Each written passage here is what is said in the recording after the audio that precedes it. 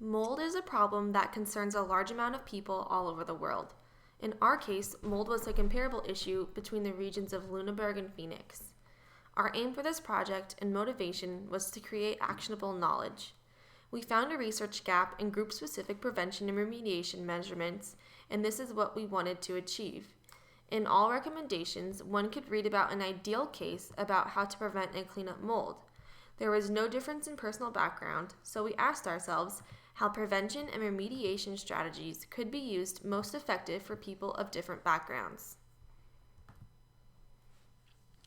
For the majority of our project, we focused on the student population in order to address the complexity of the mold problem.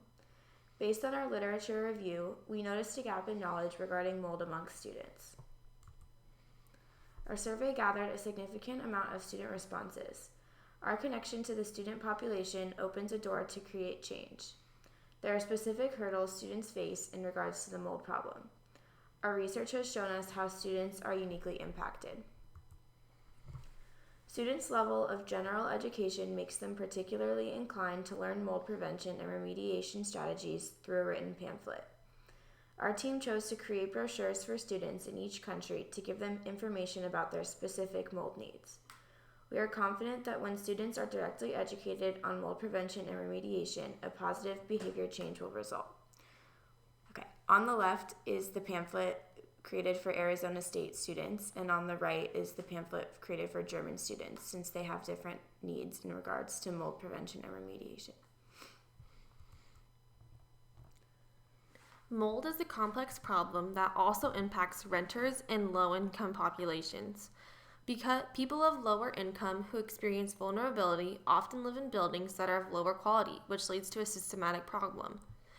As you can see, there are many factors below the tip of the iceberg that contribute to the complexity of the mold problem.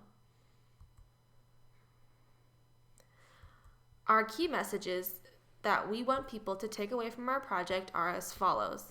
By recognizing that mold is a complex problem, we are better able to understand the contested situation.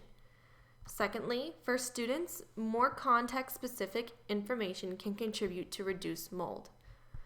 Thirdly, education is not the only answer for all groups. Legal support is needed for renters as well. And lastly, because of the complexity, there is no one-size-fits-all solution. Systematic issues must be addressed.